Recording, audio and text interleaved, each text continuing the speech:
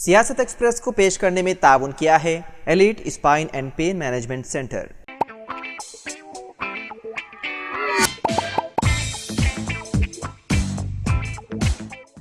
आदाब नाज़रीन, सियासत एक्सप्रेस में आपका इस्तकबाल है। मैं हूं मोहम्मद शौकत। आइए नाज़रीन, दिन भर की खबरों पर मुश्तमिल हमारे खास बुलेटिन पर डालते हैं एक सरसरी नज़र।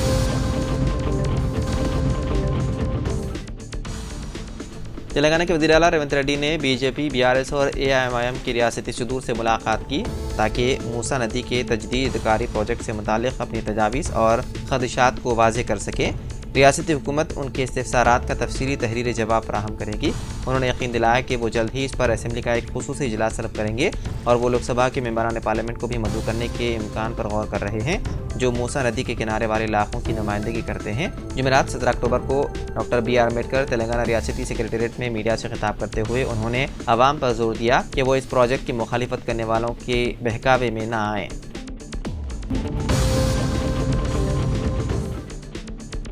तेलंगाना के रुकन कानून साज कौंसल जनाब आमिर अली खान साहब ने रियासत में ज़ात पात की मरदमशुमारी और हाउसिंग स्कीम पर GO 18 और 33 से अक़लियतों की इस्लाह को खारिज करने पर तशवीश का इजहार किया। आमिर अली खान साहब ने महकमे ट्रांसपोर्ट की तरफ से जारी करदा GO 33 से अक़लियतों को खारिज करने पर तशवीश का इजहार किया, जिसमें इंदिरम्मा इल्लू हाउसिंग स्कीम के तहत मकानात की तामीर के लिए माली इमदाद का खाका पेश किया गया है। रुकन कानून साज कौंसल आमिर अली खान साहब ने तेलंगाना के वज़ीर आला रेवंत रेड्डी को अपने खत में जोर दिया कि कांग्रेस हुकूमत अक़लियतों की फलाह बहबूद के लिए पाबंद अहद है। उन्होंने इस सिलसिले में वज़ीर आला से मुदाखलत की दरख्वास्त की और जोर दिया कि वो इस मसले को हल करें। उनका कहना था कि कांग्रेस हुकूमत हमेशा अक़लियती बरादरियों समेत तमाम बरादरियों की तरक्की के लिए फ़िक्रमंद है।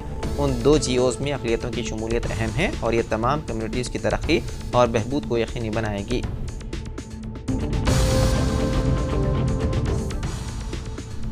उत्तर प्रदेश के बहराइच तशद्दुद केस के 2 मुल्ज़िमीन पर पुलिस ने फायरिंग करते हुए उन्हें गिरफ्तार कर लिया, जो मुबैना तौर पर नेपाल फरार होने की कोशिश कर रहे थे। पुलिस के मुताबिक इस इनकाउंटर में 2 मुल्ज़िमीन जख्मी हो गए। वाक़े के दौरान पुलिस ने 5 मुल्ज़िमीन को गिरफ्तार किया। ये वाक़या 13 अक्टूबर को उत्तर प्रदेश के बहराइच में पेश आया, जब दुर्गा मूर्ति के जुलूस के दौरान 2 ग्रुपों के दरमियान झड़पें हुई। इस दौरान 22 साला राम गोपाल मिश्रा को गोली मारकर कत्ल कर दिया गया, जिससे इलाके में तशद्दुद भड़क उठा। पुलिस ने अब तक 12 मुकदमा दर्ज किए हैं और 55 मुश्तबा अफराद को गिरफ्तार कर लिया। पुलिस का इल्ज़ाम है कि कत्ल केस के अहम मुल्ज़िम अब्दुल हमीद के बेटे और कत्ल के दीगर मुल्ज़िमीन सरफराज और फ़हीम नेपाल फरार होने की कोशिश कर रहे थे। उन्हें पकड़ने की कोशिश के दौरान पुलिस ने फायरिंग की, जिसके नतीजे में सरफराज और फ़हीम के पैर जख्मी हो गए। जख्मियों को दिल्ली सरकारी अस्पताल में इलाज के लिए मुंतकिल किया गया। पुलिस का कहना है कि इनकाउंटर के दौरान अहम मुल्ज़िम अब्दुल हमीद समेत 5 मुल्ज़िमीन को गिरफ्तार कर लिया गया।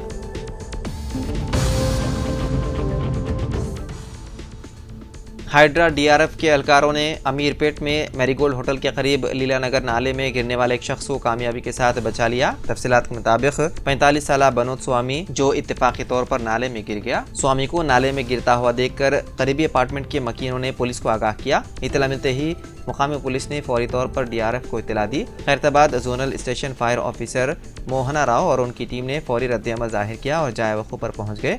उन्होंने स्वामी को बचाया, जो सर्दी से कांप रहे थे। रेस्क्यू टीम ने उसे खुश्क कपड़े, चाय और नाश्ता फराहम किया ताकि उसके अंदर थोड़ी तवानाई बहाल हो सके। SFO मोहन राव ने इत्तला दी कि स्वामी को चेकअप के लिए अस्पताल ले जाया गया और उसके बाद मजीद देखभाल के लिए ओल्ड एज होम मुंतकिल कर दिया गया।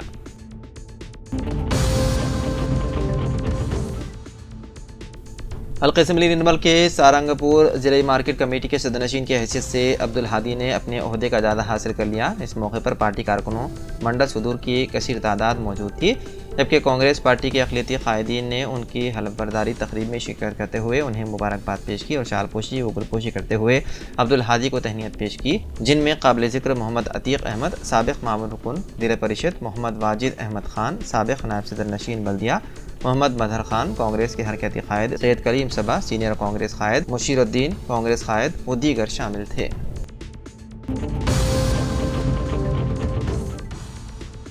IAS ऑफिसर इलम भारती ने सरकारी तौर पर ग्रेटर हैदराबाद म्यूनिसिपल कॉरपोरेशन यानी कि GHMC के नए कमिश्नर के तौर पर चार्ज संभाल लिया। ये हवालगी चारशंबे की रात रियासती हुकूमत की जारी करदा अहकाम के बाद अमल में आई, जिसमें उन्हें GHMC कमिश्नर के तौर पर इजाफी जिम्मेदारियां सौंपी गई। इलम भारती ने अम्रपाली की जगह ली, जिन्होंने GHMC कमिश्नर के तौर पर अपनी हालिया आंध्र प्रदेश मुंतकली तक खिदमत अंजाम दी। उन्होंने department of personal and training के अहकाम की तामील में अपनी नए जिम्मेदारी की इत्तला दी। इलम भारती, जो पहले ट्रांसपोर्ट कमिश्नर के तौर पर खिदमत अंजाम दे रहे थे, अब GHMC में कमिश्नर के तौर पर खिदमत अंजाम देंगे।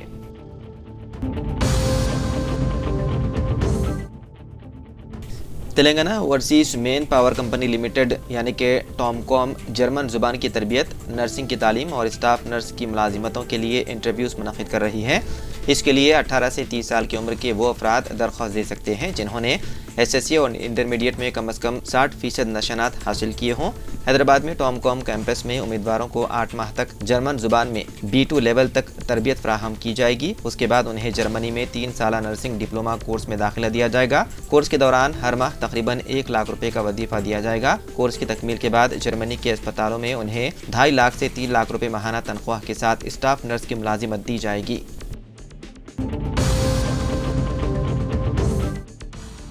इनकम टैक्स के अहदेदारों ने हैदराबाद और उसके आसपास के अजला बशमूल रंगारेड्डी, मेदक और संगारेड्डी में मुमताज़ कारोबारी इदारों और सियासी शख्सियात के ठिकानों पर छापे मारे। मरबूत ऑपरेशन में बेक वक्त 30 मकामात पर तलाशी ली गई। कलीदी अहदाफ में विजयवाड़ा के रियल एस्टेट कारोबारियों के घर और दफातर थे जो कोलूर, रायदुर्गम और IT कॉरिडोर में काम कर रहे थे। काबिल जिक्र बात यह है कि दिलसुख नगर के चैतन्यपुरी में गोगी प्रॉपर्टीज एंड डेवलपर्स के दफातर और मलकपेट में कांग्रेस लीडर शेख अकबर की रिहाइश गाहों के साथ साथ गोगी प्रॉपर्टीज के 15 दफातर की तलाशी ली गई। IT हुकाम ने अपनी तफ्तीश के हिस्से के तौर पर दस्तावेजात की अच्छी तरह से जांच की और मोबाइल फोन जब्त कर लिए। तलाशियां सख्त हिफाजती इंतजाम के तहत की गई। अमल के दौरान किसी को भी अहाते से बाहर जाने से रोका गया। छापों से हासिल होने वाले नताइज के बारे में मजीद तफसीलात का इंकिशाफ होना बाकी है।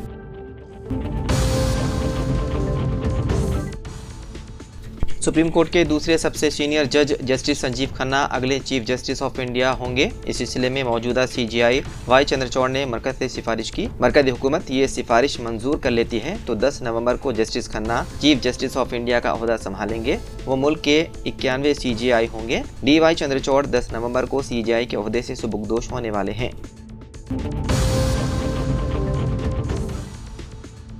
मेडिपल्ली पीरजादागुड़ा में हाल ही में SWOT पुलिस ने एक फैक्ट्री पर छापा मारा, जहां बहुत दिनों से खुफिया तौर पर नकली दूध का कारोबार चल रहा था।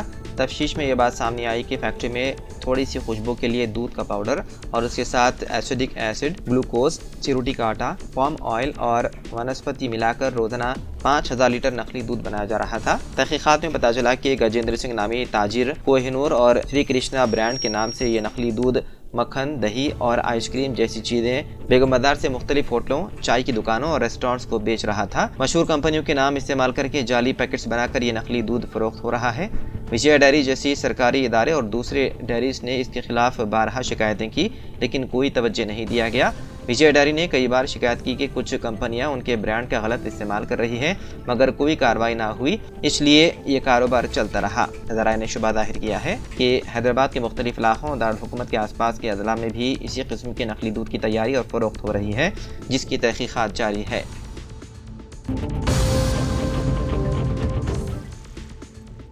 रियासती हुकूमत से 21 अक्टूबर से शुरू होने वाले ग्रुप 1 के मेंस इम्तिहानात को दोबारा शेड्यूल करने का मुतालबा करते हुए इम्तिहान की तैयारी करने वाले उम्मीदवारों ने 16 अक्टूबर चारशंबे की रात अशोकनगर में एहतजाज के लिए सड़कों पर निकल आए। इत्तलात के मुताबिक पुलिस ने कई एहतजाजियों को गिरफ्तार कर लिया और उन्हें चिकड़पल्ली पुलिस स्टेशन मुंतकिल कर दिया। उम्मीदवारों ने मुतालबा किया है कि जब तक ग्रुप 1 के इब्तिदाई इम्तिहानात की जवाबी कलीद में गलतियों को दुरुस्त नहीं किया जाता और GO 29 में तरमीम नहीं की जाती, ग्रुप 1 के मेंस इम्तिहान में शिरकत का कोई फ़ायदा नहीं है। ताहम एहतजाज करने वाले ज़्यादातर 20 से 30 साल के दरमियान थे, उन लोगों के बरक्स जो इस मामले पर अदालती मुकदमात की वजह से उम्र की हद तक पहुँच चुके हैं और रियासती हुकूमतें गुज़िश्ता 10 सालों से उन ओहदों को पुर करने से कासिर है।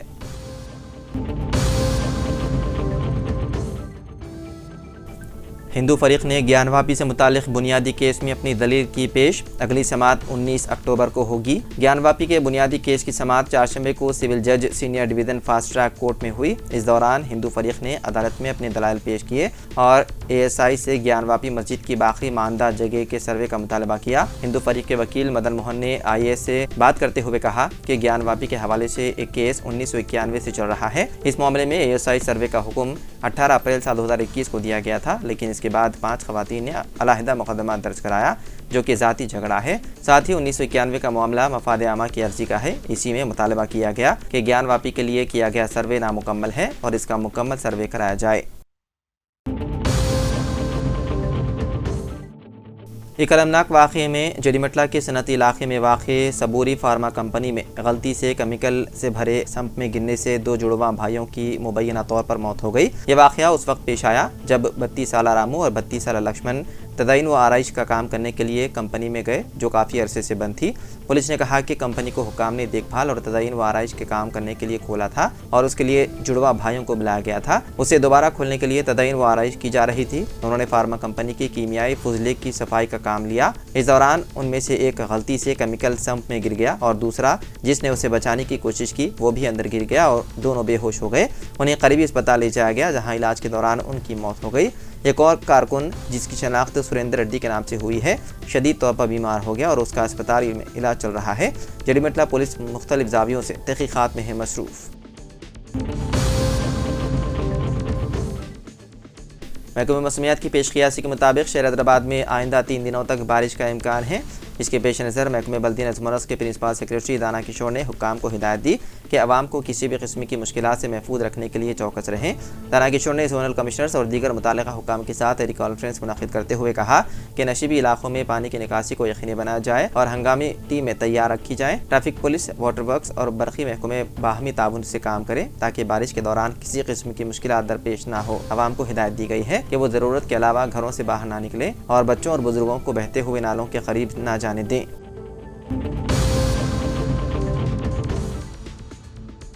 शहर हैदराबाद में जनवरी साल 2025 के दौरान दर्जे हरारत 5 से 6 डिग्री सेल्सियस रिकॉर्ड किया जाएगा।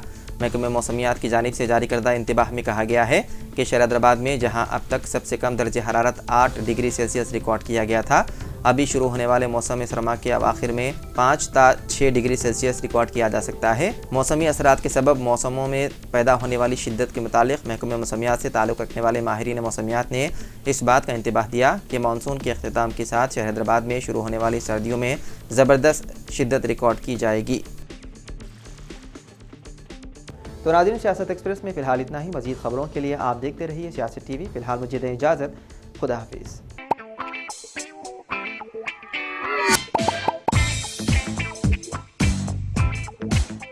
Elite spine and pain management centre बगैर ऑपरेशन और बिना पेन किलर अद्वियात के एडवांस्ड टेक्नोलॉजी के जरिए सिर्फ छोटे इंजेक्शन से कमर और घुटनों के दर्द का शर्तिया इलाज।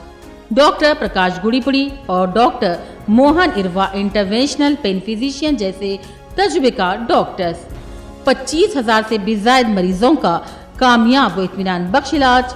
राबिता कीजिए elite spine and pain management centre, Manikunda और दिलसुख नगर, हैदराबाद।